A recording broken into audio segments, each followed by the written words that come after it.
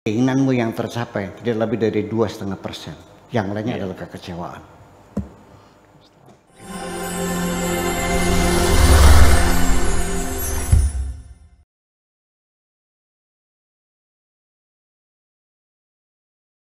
Ada satu poin pertanyaan tentang bagaimana membedakan nafsu, ya, membedakan nafsu dalam pengertian berhubungan dengan dunia dan nafsu yang berhubungan dengan spiritualisme ini. Memang spiritualisme atau tasawuf atau kajian-kajian psikologi tasawuf yang sedang kita bangun ini targetnya adalah tujuan utamanya adalah membangun satu kebahagiaan. Ya, hidup kita menjadi nyaman dan damai, ya, hidup yang indah. Nah, ini salah satu kiatnya adalah yang sering mengganggu kita tidak pernah nyaman. Ini karena terlalu banyaknya keinginan pada diri kita. Semakin banyak keinginan, itu semakin kita menjadi repot. Semakin kita tidak nyaman. Kenapa? Karena keinginan tidak pernah berhenti. Sudah punya sepeda, punya motor. Setelah punya motor, mobil. Setelah punya mobil satu, pengen dua. Nggak akan habis-habisnya. Jadi ketika kita ini selalu menuruti keinginan dan keinginan, kapan mau habisnya? Kapan kita akan damai? Kapan kita akan merasakan bahagia? Terkadang setelah itu semuanya kita miliki, kita tidak punya waktu untuk menikmatinya kok. Hanya untuk ngurusi aja kok. Malah maintenance-nya, perawatannya, biayanya, pajaknya, kita tanggung semuanya. Dinikmati tidak kok. Bikin taman bunga 1,5 hektar depan rumah. Dia ini pulang malam, yang menikmati siapa? Membantu. Iya kan?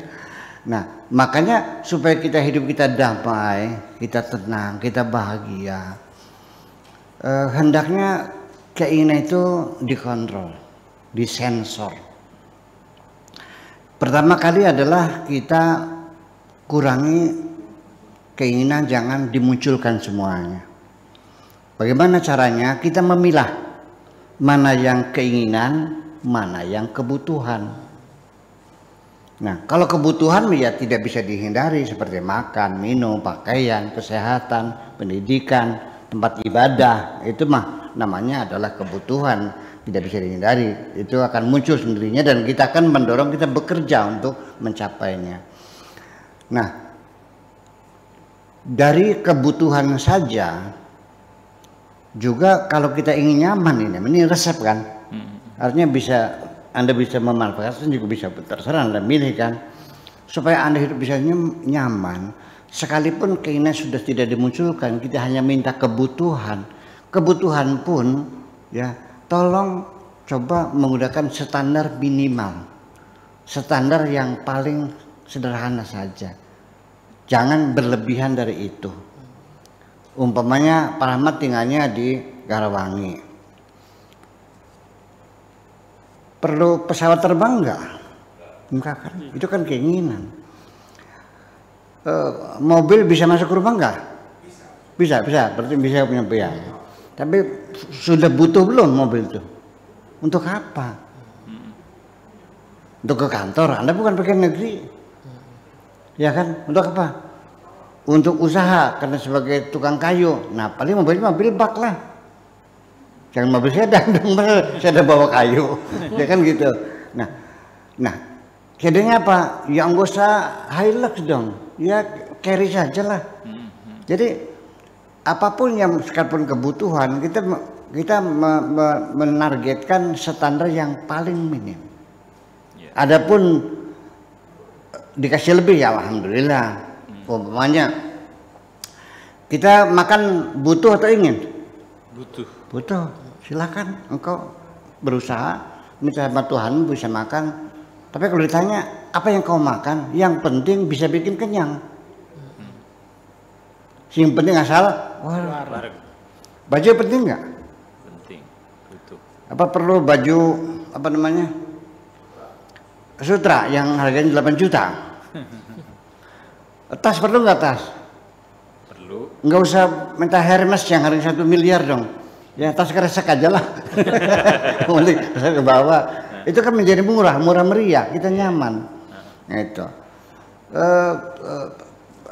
Perlu punya istri nggak?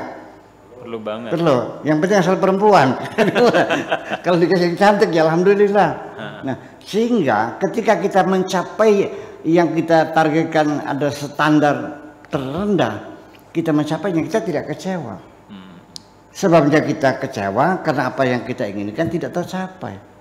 Awas, semakin banyak engkau melepaskan keinginan, semakin banyak Anda mengalami kekecewaan.